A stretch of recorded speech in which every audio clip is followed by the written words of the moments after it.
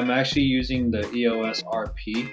I only got it I think it was last November, last December. It was like my personal holiday present to myself because I felt like it was the time for the upgrade. From 2014 to 2020, I was using the Canon EOS M from my cousin. I felt like I could use the upgrade. So I've been using the EOS RP since last November, last December.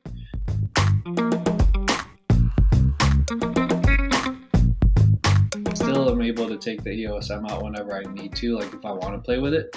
But the EOS RP has like, for example, it has a faster frame rate if I want to shoot like faster subjects, or if or since it's like full frame, or it has more, I believe it has more pixels or whatever. It has a better low light capability. And then especially something that I've been exploring lately with the RP is that I'm able to take a little bit of video here and there, which I definitely want to explore more. I want to explore later on down the road. With the EOS M, it was super limited capabilities on what I was able to do. Right now, the only R lens that I have is an 85 millimeter, and it's my favorite lens to use, especially for portraits. I actually like using my prime lenses. I use like a nifty 50 a lot, and then like I said, I use the 85 prime. Pretty much what I always use whenever I take portraits. I wish it was smaller so I could use it as an everyday lens.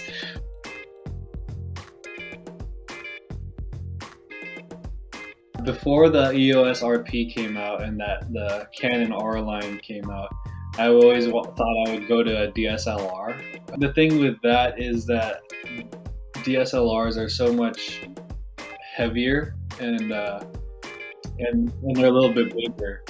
So with the mirrorless stuff, I was honestly thinking about upgrading from a Canon EOS M to like a M50, which is a smaller, like it's still smaller than a DSLR and a full frame mirrorless, but it's a little bit bigger than the EOS M. But now it kind of goes back to like me thinking about bringing my camera around or not. But now that I like the small form factors of mirrorless cameras because it's not as obtrusive as a DSLR.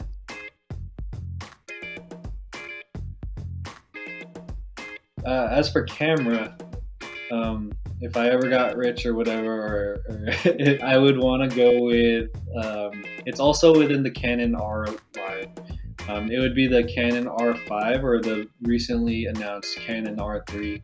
The R5 is kind of like I think it's the equivalent to the Canon D Mark IV or that line, so that DSLR line, but as a mirrorless.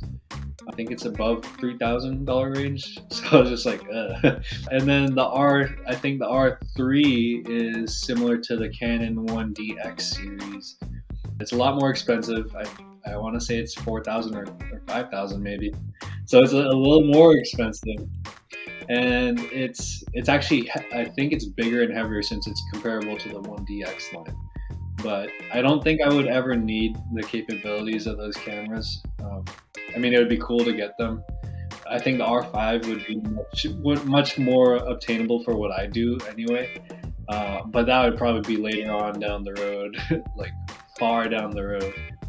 So something that's more along the lines of something that I would want, or something that's more obtainable for me, would just be getting better lenses. One of the lenses that I've been wanting to get, anything from the Holy Trinity of lenses, like I think it's like the 15 to 35 millimeter, and then the 28 to 70 millimeter, and then I think it's like 85 to 200, anything along those lines. But I would say I would want something along the 28 to 70 range because it captures so, like, I wouldn't need to be changing my lenses during shoots or anything like that, and it just feels like, yeah, I probably wouldn't take that around every day because it'd still be pretty big, but it would just be fun to finally get to get like one of those high-end expensive L series lenses from Canon. It would be pretty cool, but still not something that not something that I want to do right now. I think realistically, the next lens that I'm going to get is a 35 millimeter prime lens,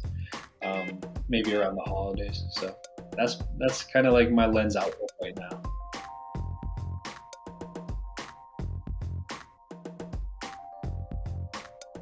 Sometimes gear can hold you back. I mean, once you've learned the ins and outs of a camera, there is a way that you can evolve through better gear.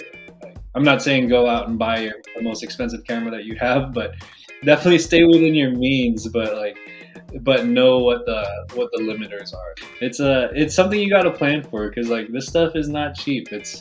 I wish it was a cheaper hobby, but it just kind of comes with it, you know.